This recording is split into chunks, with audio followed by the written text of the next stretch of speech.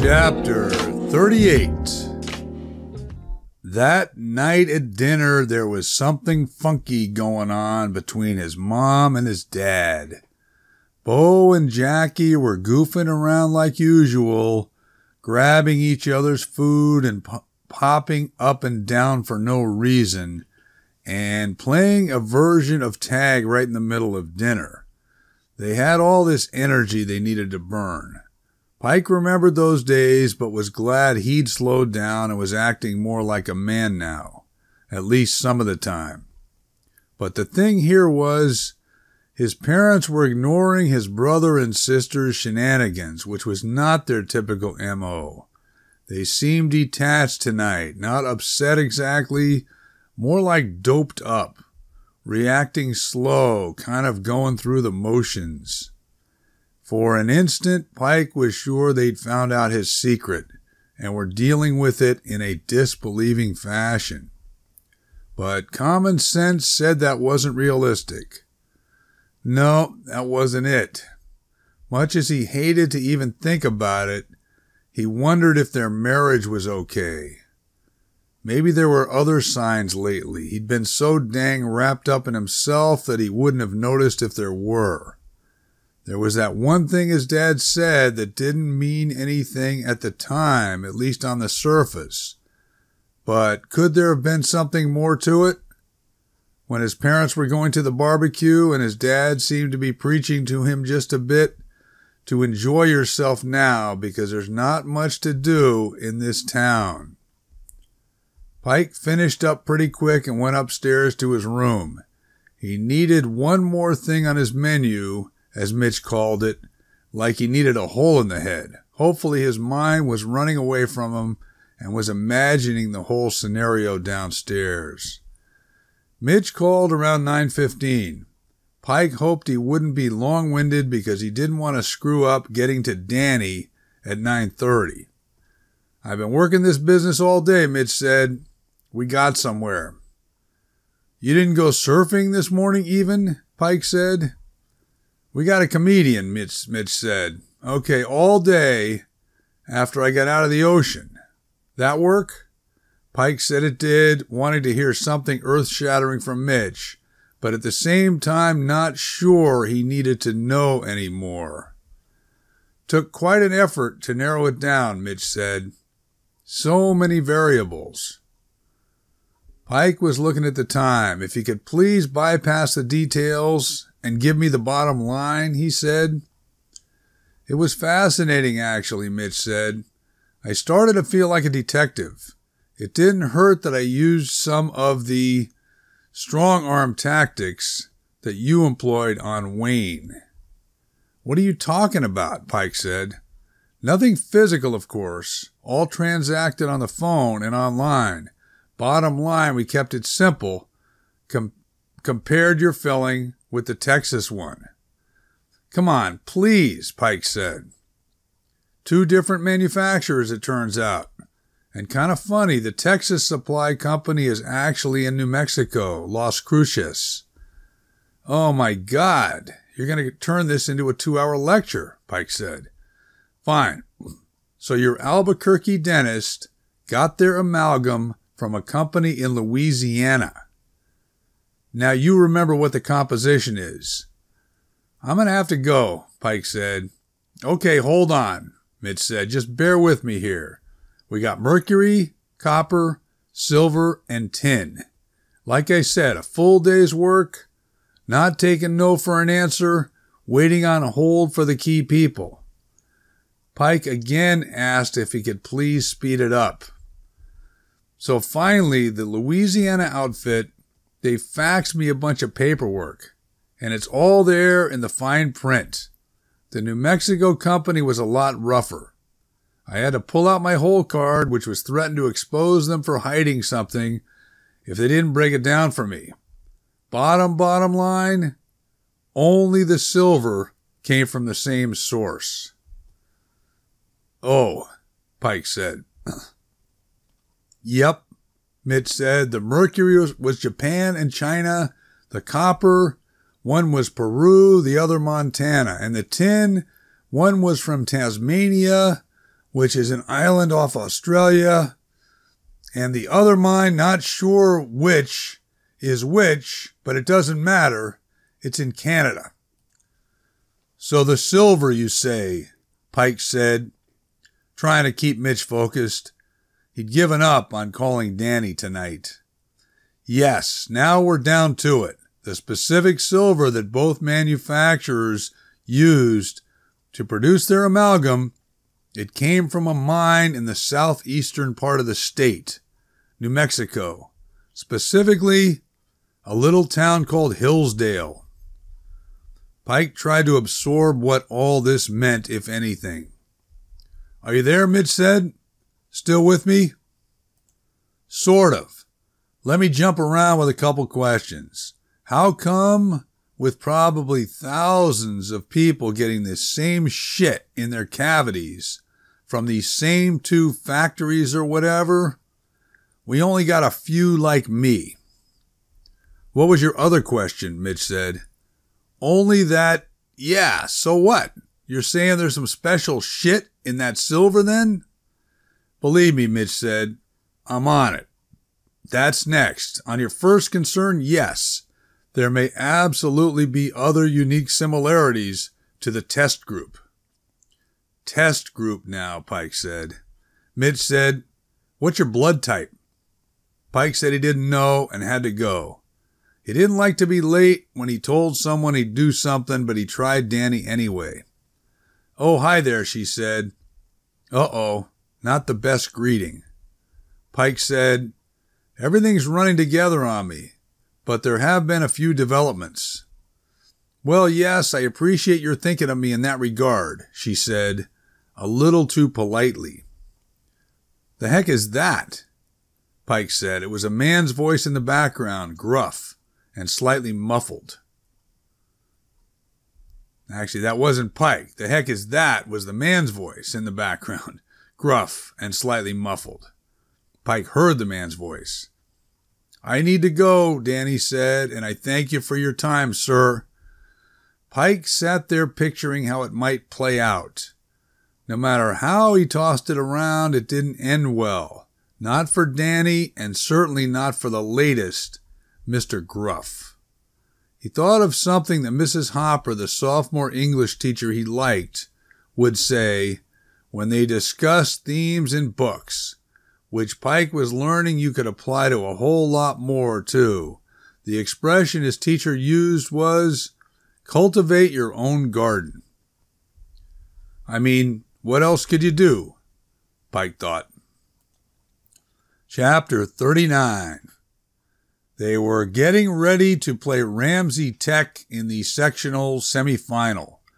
Guys were fired up at practice Tuesday, and a few skirmishes broke out, which Coach didn't try to stop. He liked the players on edge, didn't care for them being best friends with each other, with the most important game of the season on the line. He thought some healthy brawling built character was how he put it, though Pike thought that was a bunch of crap. Part of the reason for the excitement was the sectionals were doing something different every year. They were putting the semis of Hamilton's division alongside the semis of the Central Coast section, which would run all day Saturday at Bulldog Stadium on the campus of Fresno State University. So their little team from Little Beacon would be playing in a Division I college building that seated 40,000. There had been more news about Mr. Fox and Mr. Milburn. A reporter for a Bay Area newspaper had been in town poking around, and then now there's this big article he writes on the whole situation that has everyone talking. It was developing into the kind of nonsense you see on those shows like Dateline and 2020 that his mom and sister were always watching. The reporter played up the angle of Mr. Milburn going after Mr. Fox. Trying to kill him twice was how he labeled it. Also bringing in the part now where Fox gets a fancy lawyer who is putting the unsophisticated Beacon Police Department through the ringer, forcing them a million ways to back up it being drunk driving. According to the lawyer, the police procedure that night broke all kinds of rules, which wouldn't surprise Pike, unfortunately. Meanwhile, the newspaper article makes Mr. Milburn look like some kind of monster, like a time bomb ticking down to explode as he waits his opportunity to take another crack at Mr. Fox. The reporter tried to speak to Pike because he had heard about Pike having the original fight with Fox in the backyard and then following it up by scaring Mr. Fox at the skate rink. The reporter was thorough. Pike had to give him that, but he didn't say a word to the guy. Either way, more bad all around for Audrey and Haley, though for whatever reason, Haley seemed to be handling the tragedy better than Audrey. Pike supposed that's the way it worked, that one sister probably would, while the other carried the brunt of it for years. As for Mr. Milburn paying the price, Pike had seen it in movies and even a few books where the victim keeps on getting the worst of it. It never seemed believable in fiction, but here you were. Pike was still trying to wrap his mind around what Mitch had come up with and what it all might mean. And the left-handed stuff, and criminy, now the blood type business. Though he couldn't help it, he was intending to ask Danny her blood type last night. And he would for sure if the new dude she was hooked up with didn't interfere. Is that how it was shaping up? Okay, let's go out on a limb, Pike was thinking, and say the silver from the same New Mexico mine, if that's what it was, that he and the Texas guy were apparently carrying around. Let's say Danny miraculously had the same silver in her mouth. Let's say the Florida and Utah people did too, as well as Reggie Riley's brother, even though he was probably hallucinating about an alien implant. Again, that doesn't add up. You'd be hearing about hundreds more at least, all experiencing the same shit. So what? There's more layers to it now? Left-handed? Same blood type? Or if not that, something else unique in their bodies that opens them up vulnerable to the effect of some weird silver? But that's exactly where Mitch was going, wasn't he? Again, tonight when Pike got home from practice, there wasn't the greatest vibe around the house. His mom and dad were cordial to each other, but they barely interacted. Pike said he had to take care of something and would miss dinner, and he went to McDonald's. He liked the dollar menu and was able to scarf down 3 burgers without spending a lot. It was comfortable there. He was nice and satisfied now, and what was the rush going back home, so he started Googling around. He tried Alien Silver, New Mexico. The top result was something called Roswell Silver, which turned out to be a silly $14 coffee mug sold by the local Walmart down there. It had a drawing of an alien's head on the side of it. Pike had heard of Roswell, though. Never paid attention to it, but look that up now. First, you had a TV series called Roswell from 2001. Pike wasn't familiar with it and realized he would have been 2 years old, so no wonder.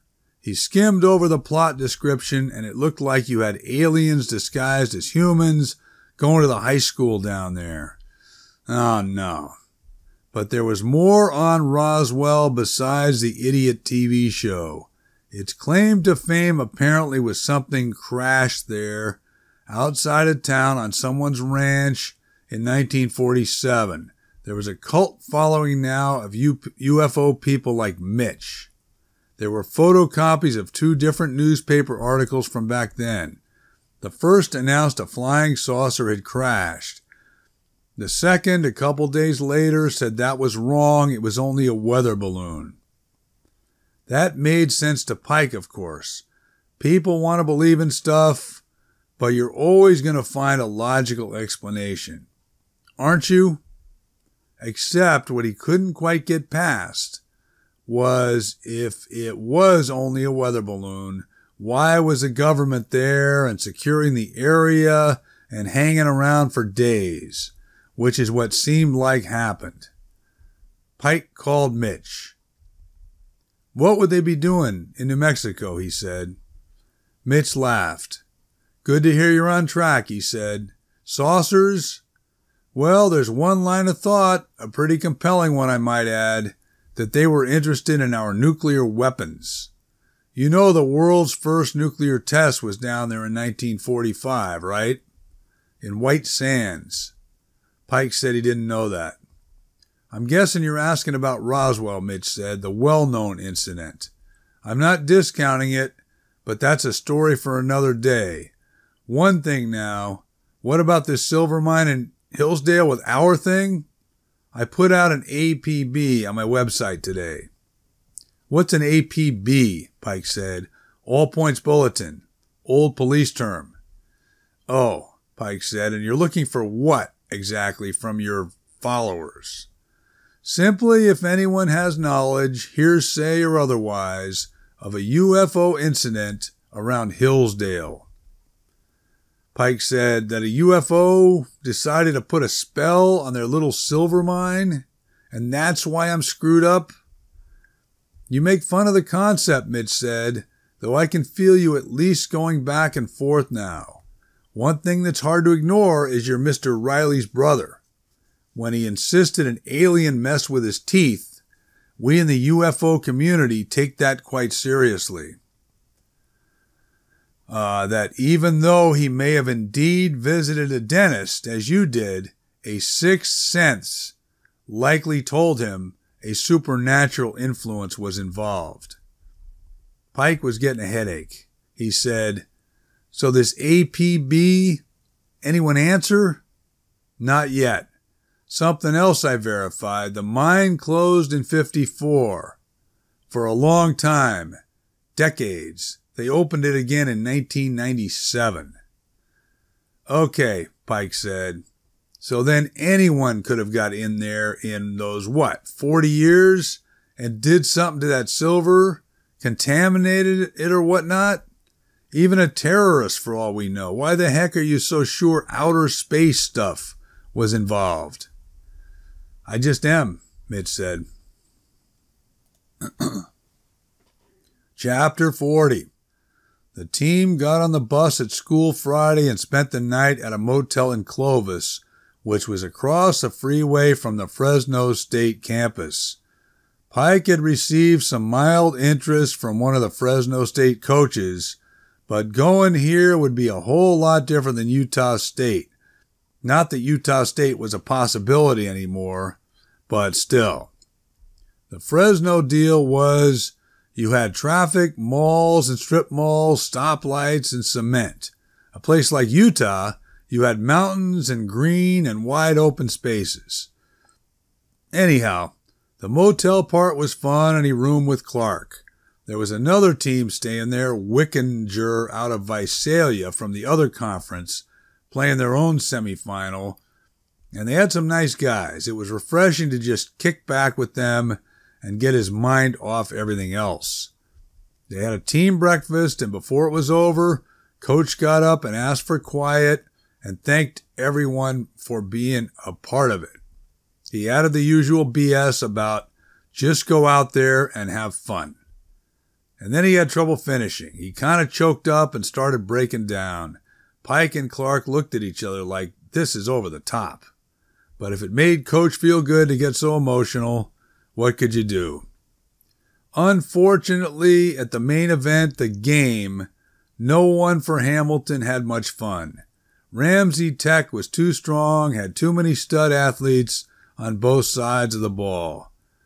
Pike was trying to keep them in it, was throwing it well, moving the chains, but guys weren't open enough and they were being shadowed and smothered by the Ramsey defenders. It was rough to complete much downfield, and Pike had to settle for chipping away short.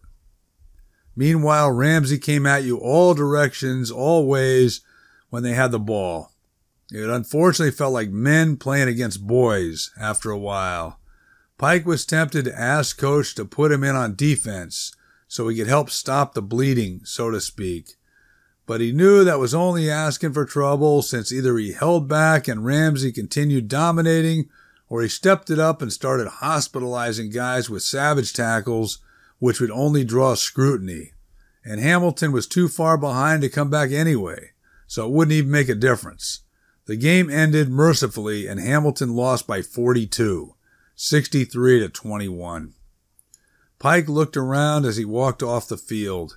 It was weird being down here playing in a legit college stadium after being in the stands as a spectator at Utah State. Maybe it was true this place really held 40,000. But there were what, 2,000 or 3,000 here tops? You had a scattering of Hamilton kids and parents who made the trip down, the same for the other team, and then there were the fans for the next game who'd gotten there early. The whole thing was kind of bittersweet, and Pike wondered if this was the last football game he'd be playing. He didn't know it until they'd showered and were outside the locker room saying hi to people that Audrey had come down. Pike gave her a long hug. "I'm awfully sorry," she said. There was a tragic tone the way she said it, Pike thought, and now he was wondering if she was building up to breaking up with him. Luckily, she only meant she was sorry about the game, but she looked so sad, so down. Pike told her, first of all, forget about the dumb game. He tried to say a few things to her, distract her, get her to lighten up a little, but it was tough. They were into early November. Today was the 12th. So what did that make it? 6 weeks since she lost her mom? Pike was thinking, now's when the real grind starts, isn't it? The state of shock is over, and now you're facing the real world, and it can't be a pretty sight. He hated to consider it, but the reality was Audrey might never be completely happy again. Still, he got permission from Coach to ride back with her instead of on the team bus, and he once again admired her for putting up a brave front, and by the time they hit Beacon, the turnoff, they were at least having a few laughs here and there. Chapter 41. It was Sunday, and Pike was laying around on the couch flipping channels. Everything was anticlimactic all of a sudden. No more games to look forward to, no more practices, which even though no one really liked them, you got used to in a funny way. No more walking around school on Mondays with people coming up to you and saying good game, even teachers. College for next fall was a total question mark. Now there were 6 months left to be a high school kid. Pike supposed that was a good thing, but he couldn't get past feeling deflated today and out of whack. The text came in from Mitch around 2. Bingo, it said. He'd gotten those bingo-type messages from Mitch before. Some of them were overly dramatic, but there usually was something concrete there when Mitch got all excited. This could be a pain in the ass to deal with right now. Pike wasn't in the mood, and he shut off his phone and tried to get into a rerun of Hawaii 5-0. But he couldn't, and he fell into a long, hard sleep, one foot on the couch and the other still flat on the floor, but that didn't matter. He was out. When he woke up, there was more weird news circulating now. Disturbing shit. He hadn't even thought about it, but no, he hadn't seen Fox, the kid, at school for a while. Now it turns out Fox may be hooked up with some Oxy people over in Salinas. OxyContin. Mean stuff. The scary word was a couple of them got caught breaking into houses in Carmel, but that Fox wasn't one of them.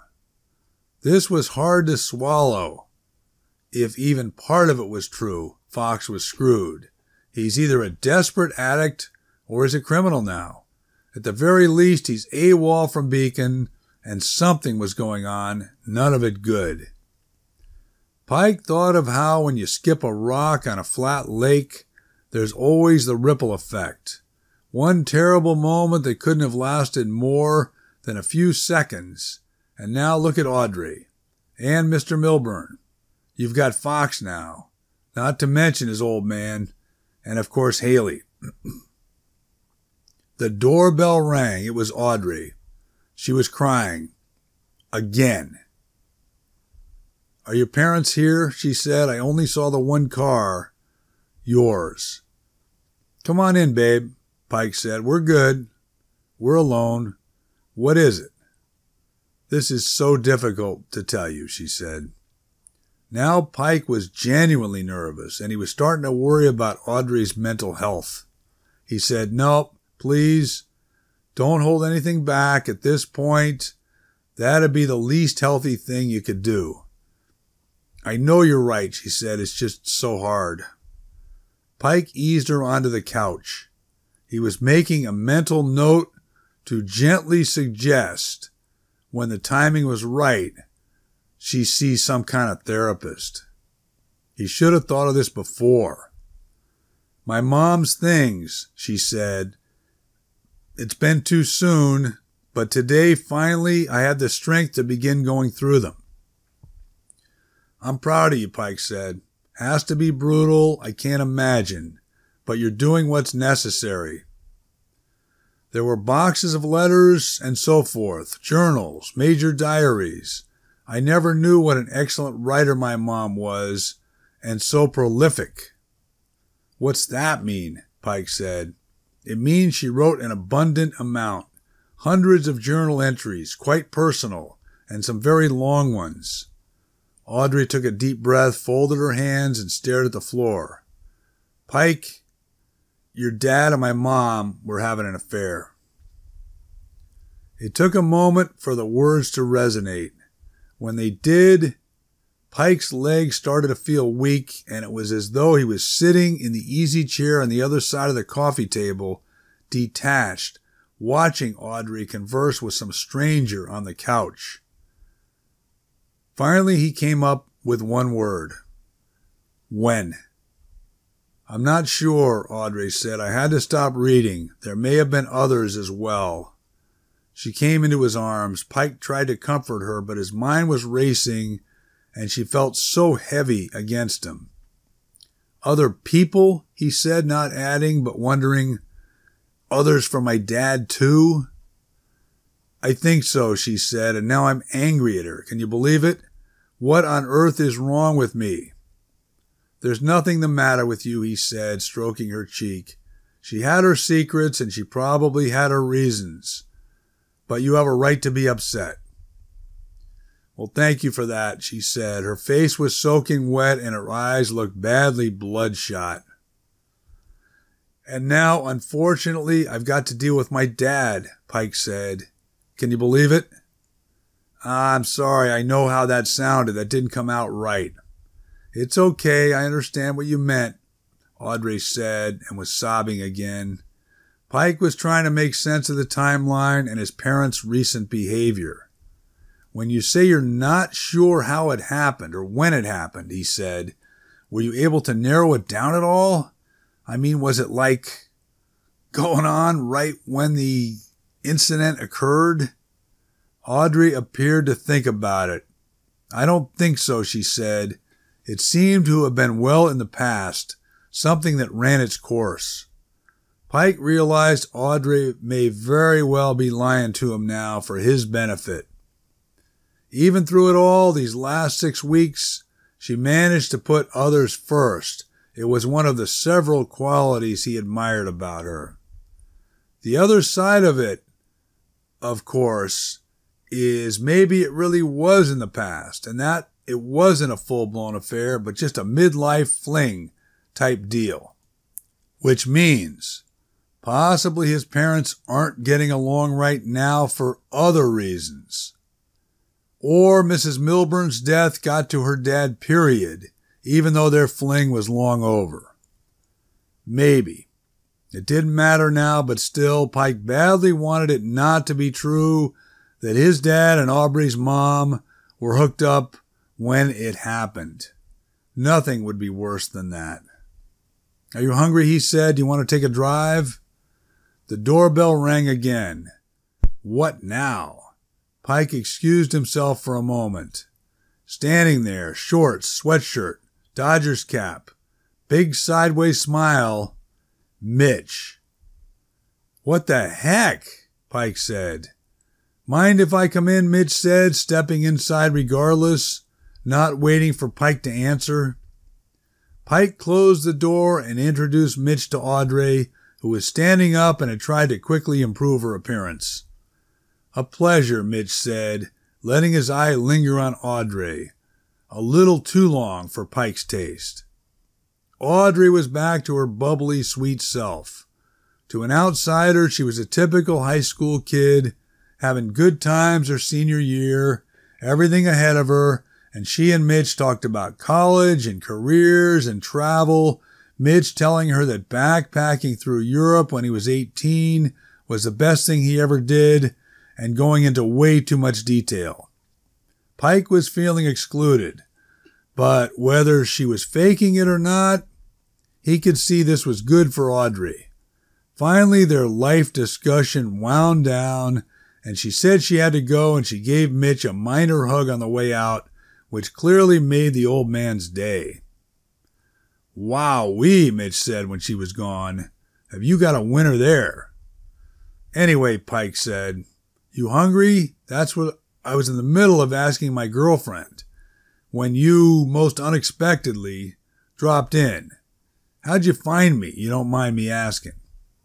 "Online white pages, same way we tracked down our friend Wayne Lucaris. There was only one Gillette listed in Beacon, and bingo." "You keep using that word. Don't say that anymore. And what, you just decided to take a little Sunday drive?" "Yeah, well, Melinda's been getting on me," he said. "Too much time at the computer. A little break never hurts. Plus, I want to go over some stuff."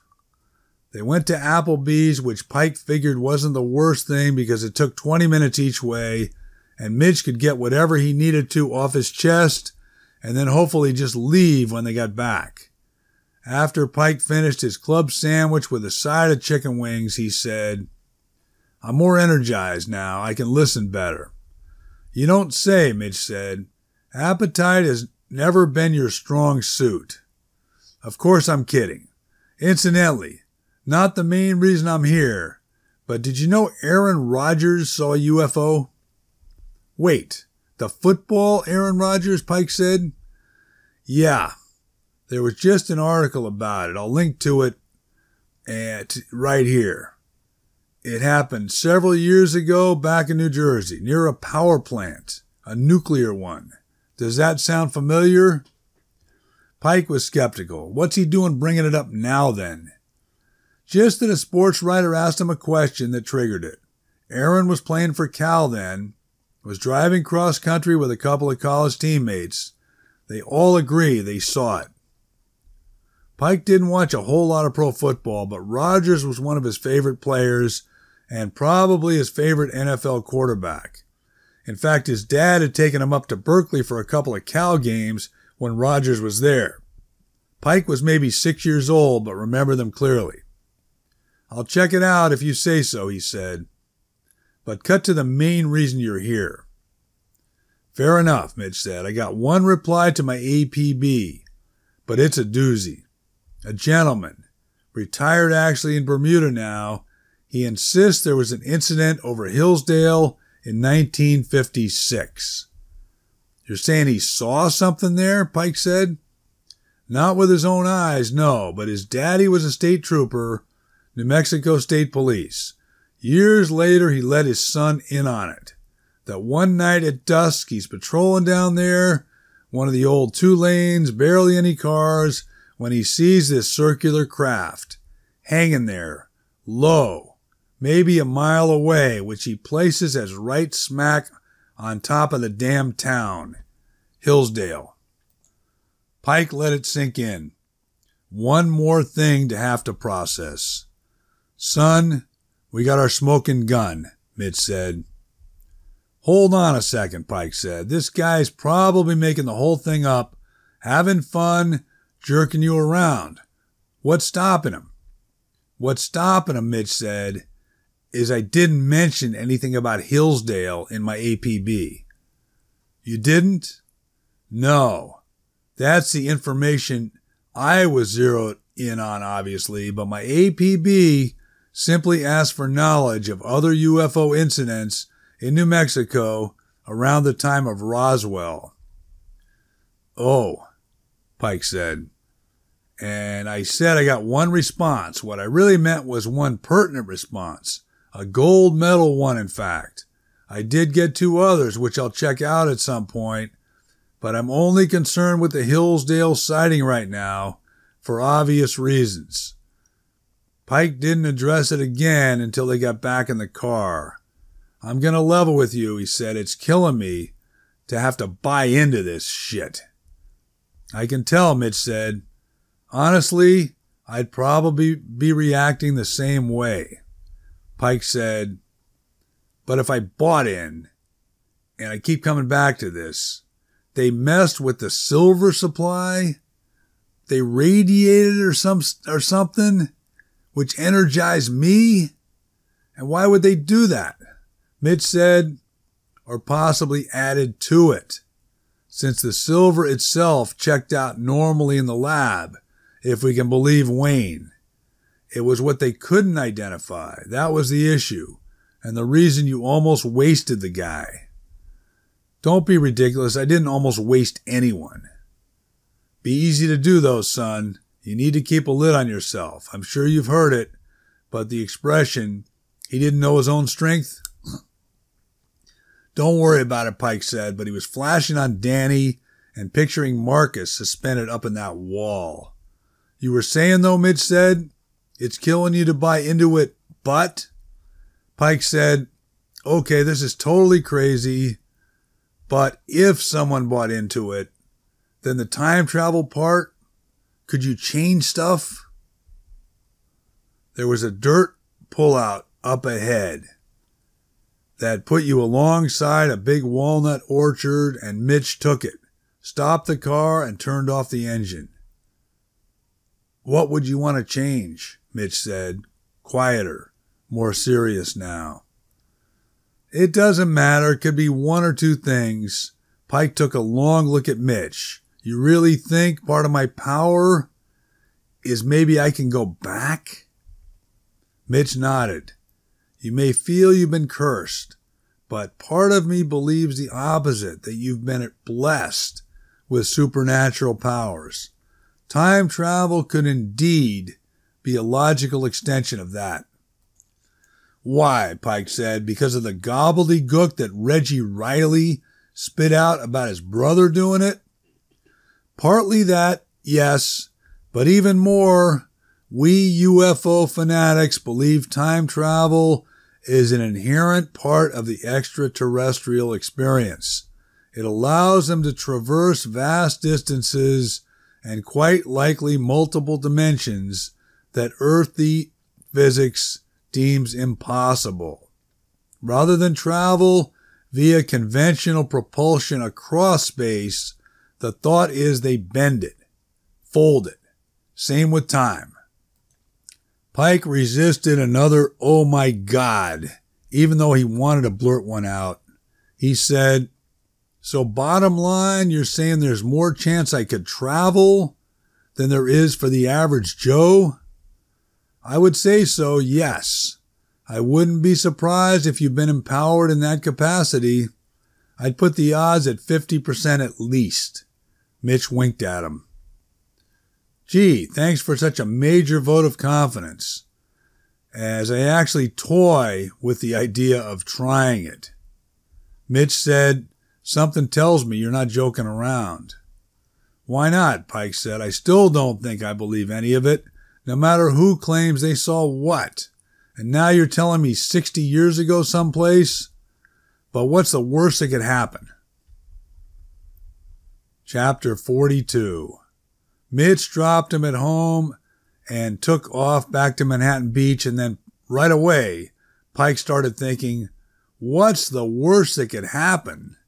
Could mean a few different things. I may get stuck somewhere and that's it. I can't get back.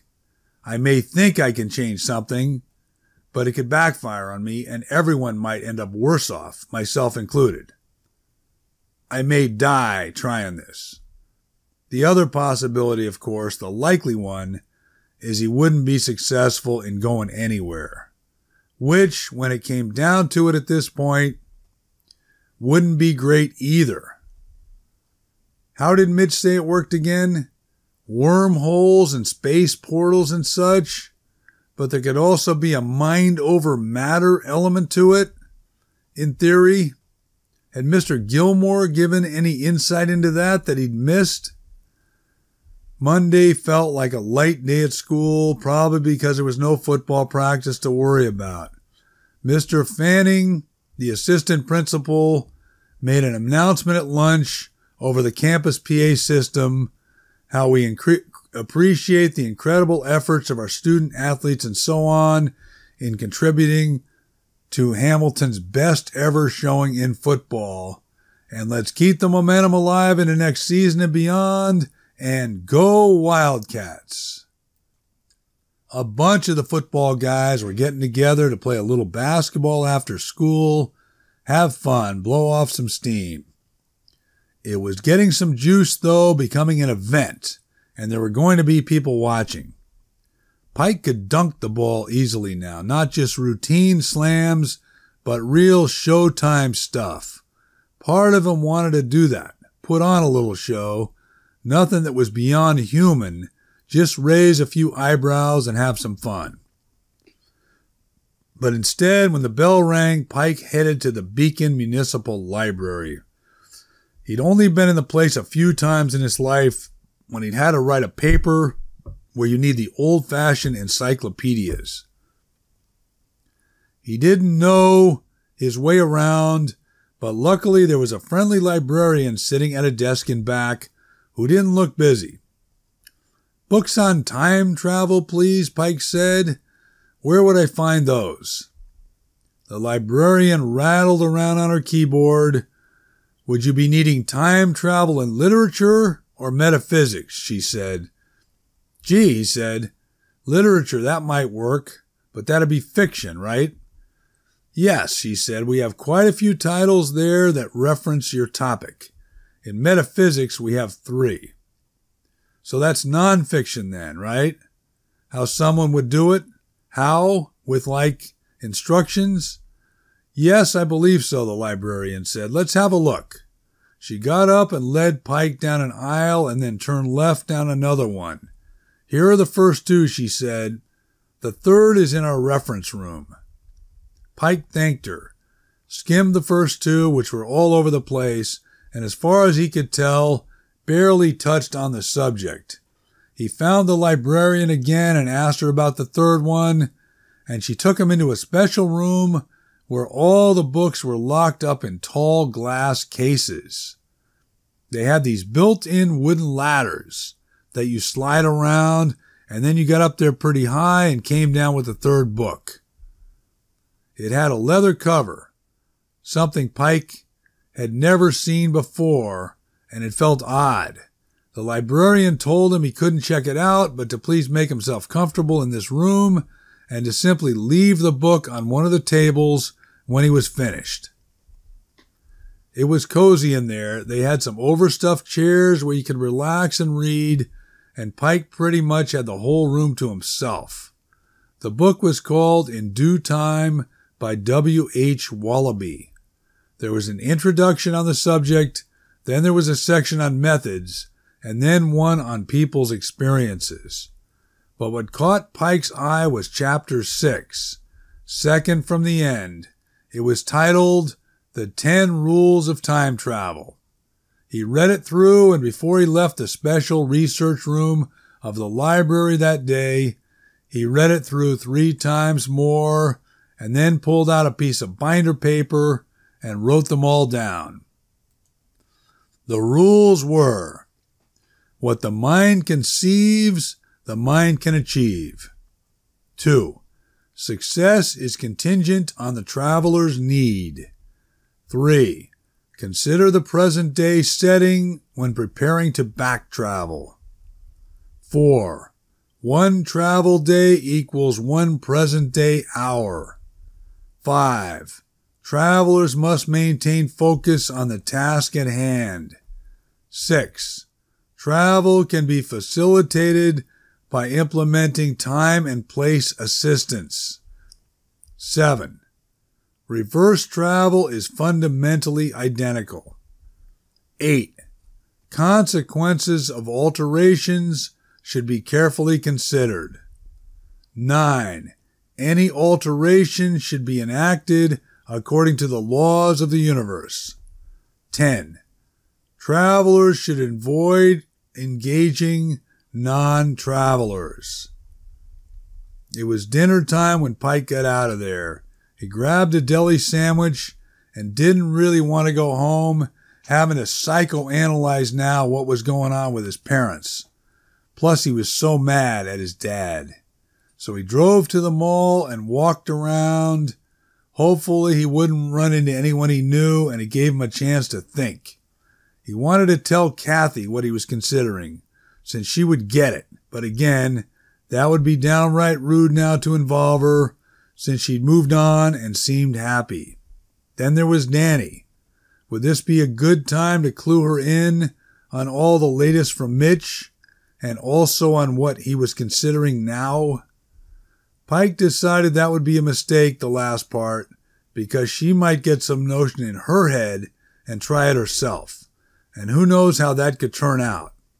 If it turned out at all, of course. He did wonder how she was doing, though, so he gave her a try. She answered on the second ring. "It's sweet of you to call," he said. "Everything's fine in eastern Idaho." Because that last time, Pike said, it didn't sound all that fine. "Yes, well, that was Richard," she said. "He's out of the picture at this point." Pike almost asked, but didn't, what out of the picture meant, but Danny clarified it anyway. "I told him it wasn't a good fit, and he walked out without saying anything, and I haven't heard from him since."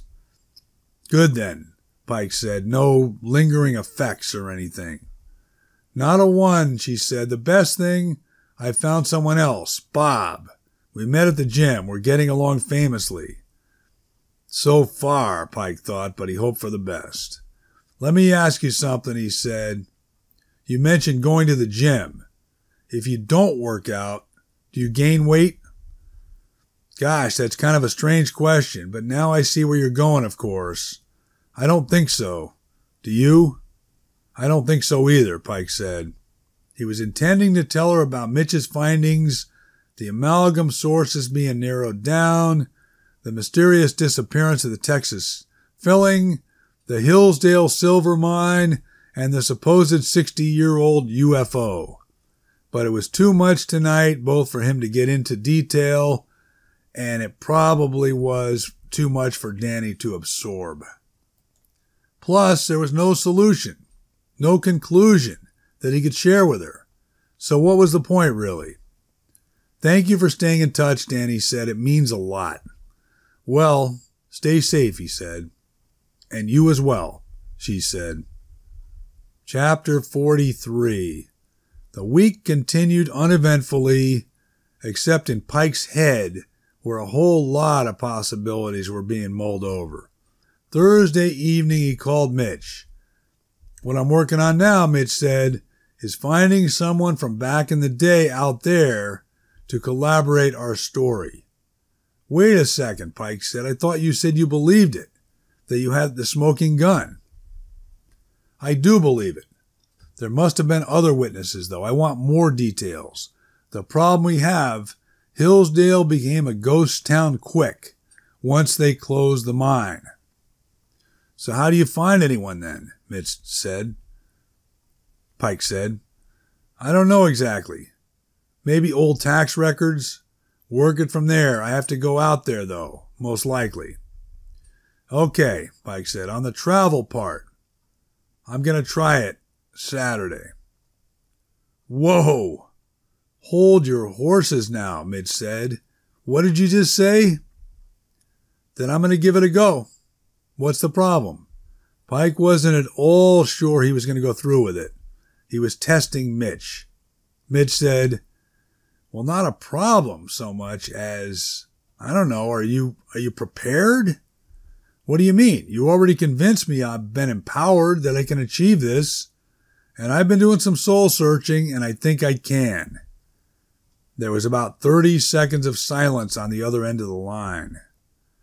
"Well, where would this be taking place?" Mitch said. "Do you need help?"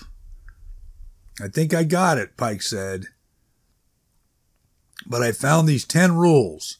I'd like to run them by you." "Read them again," Mitch said after he'd listened carefully. Pike did. "Okay, the main thing I'm picking up from this," Mitch said. "Actually, 2 things, but the first one, you want to acutely visualize the time and place so you don't end up somewhere way the hell off target." "What was the second thing?" Pike said. "It was the one about consider the present day setting when preparing to back travel. To me, that means start from the appropriate place. In this case, I would begin your transcension in a structure that predates 1956.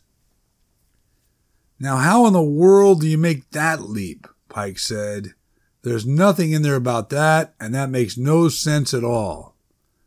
"Do it anyway," Mitch said. There was a conviction in his voice. "We'll see," Pike said. "My main thing I wanted to run by you, in case this backfires somehow and I can't get back home, which is pretty ridiculous to even talk about because I seriously doubt I'll be going anywhere to start with." "Keep going," Mitch said. "Well, I was going to try to go back just one day." "Ah, I see. So heaven forbid there's an issue. You simply live out the one day and you're back where you started.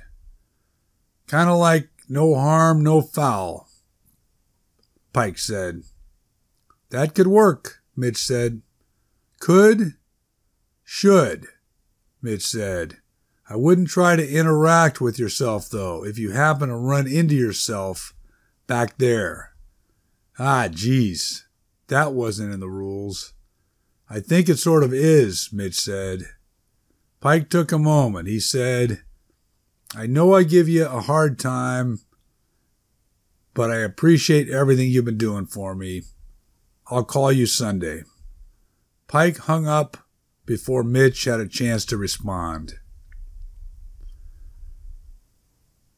Chapter 44. It was a weird feeling heading over to school on Saturday afternoon.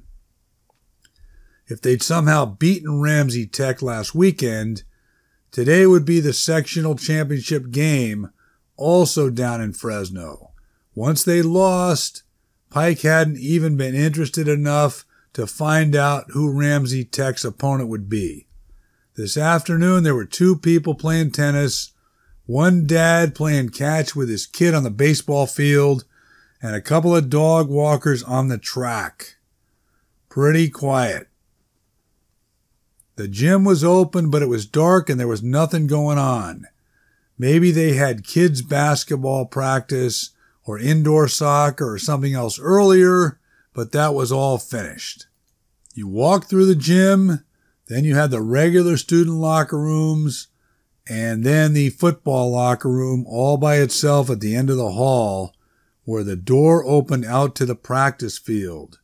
Just before you got to the football locker room, there was a custodian's closet. Pike decided a couple days ago that would work. It was private, he could focus, and he felt safe being at school on familiar turf. Plus, Hamilton was built in 1954. He had checked, so that met Mitch's crazy criteria too. He hadn't thought about the closet being locked up, but he tried it and luckily it was open. There was a pretty good dose of a detergent smell in there, or bleach or whatever, but that didn't bother Pike. The only concern now was Julio, the custodian. Was he around today with the gym being open? Pike decided he probably wasn't and went into the closet and closed the door. At some point, we have to take our chances. He sat on the ground and folded his legs.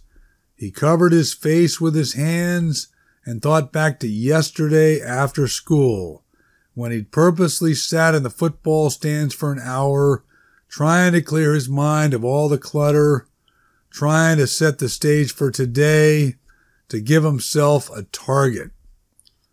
Now on the cement floor, he focused on the metal stadium benches, the empty field, the crispness of the mid-November air, the smell of the grass, the sounds of trucks passing by on the outskirts of town, a train whistle in the distance.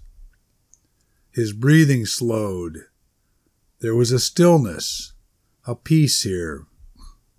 The problem was, it was all good, but Pike didn't feel like he was going anywhere. Except that now he was feeling slightly funky. There was a bit of a spinning. It was different. Not like the spinning when you overdo it on a play set when you're a little kid, and not like when you fall off something and hit your head. The spinning became a sudden shaking, but just for a moment, and then everything was smooth, and something told Pike to open his eyes. He was in the stadium, on the bench, by himself, but when he looked down at the field, it wasn't Hamilton High School, it was Maverick Stadium at Utah State. He was back in Logan. Son of a bitch. The strange thing, once he got his bearings, was he wasn't alarmed or particularly scared. The stadium clock said 4:42, which seemed about right when you adjusted an hour for the time zone. No date up there on the scoreboard, though. Pike walked out of the stadium onto the campus and headed toward the main quad. There were students here and there, not a whole lot, which seemed reasonable since classes would have ended by now. It also could have been a weekend. You couldn't tell. At least, thank God, everyone looked normal, current, not like he was back in 1968 or something. Hopefully. It seemed a strange question to put out there, to stop someone and ask what day it was. But Pike needed to know, and he wasn't thrilled with walking all over campus looking for the answer. A guy and a girl came toward him, holding hands, pretty deep in serious conversation. Pike held up his hand. "Excuse me," he said. "Would you have today's date, please?" Asking for the date and not the day seemed more reasonable. Less likely someone would think he was mentally ill. "Sure," the guy said. "It's the 18th. Now Pike realized that didn't help. The 18th of what? Of November, he said. He had to ask. He couldn't be worried if the guy thought he was nuts. "Oh yeah, you got it," the guy said.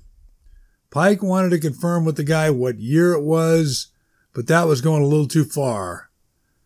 Or maybe not. 2016? He said timidly. The guy and his girlfriend both nodded, but kept moving now. They didn't seem interested in any further questions from Pike. Let's see, Pike was thinking. Today, at least my today, is Saturday the 19th. So I butchered the location, but bingo. That means I got the day right. This would take practice, clearly. The main thing now, pleasant as it was out here, could he execute part 2? Otherwise, he'd have a serious transportation issue to deal with and only a couple of bucks in his pocket. The campus had a mix of old and new buildings. No point taking a chance on something being too modern, so he picked one that was definitely old enough, red brick with decorative columns in the front and ivy growing up the side. There were some display cases in the lobby, and it looked like maybe an anthropology building. There were classrooms and professors' offices, and then a main auditorium. Pike went in there. The lights were on, but it was empty, and there was no sign of activity. There was a small staircase that put you up on stage, and then there were curtains to either side where actors or professors or whoever would enter. Pike picked the left curtain, went behind it, sat cross-legged on the floor, and repeated the whole shebang in reverse.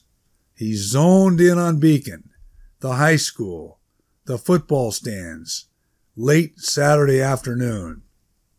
His breathing slowed, and the spinning began again, familiar this time, comforting, and then the rattling, the moment of slightly violent shaking, and finally he looked around, and he was on the sidewalk in front of Audrey's house. He hadn't intended to think about her in that little alcove off stage behind the curtain. In fact, he made a conscious effort not to, but he obviously had. There was a newspaper slot next to Audrey's mailbox, and there was a paper in there which hadn't been picked up yet. Pike took it out and unfolded it and checked the date. It was today, Saturday the 19th. Audrey lived a couple miles from school, and Pike supposed he should go get his car. He figured it would be a nice walk, and what was the rush? So he took it slow and drank it all in. There were possibilities. Time would tell if he could pull them off. For now, he was home. The end.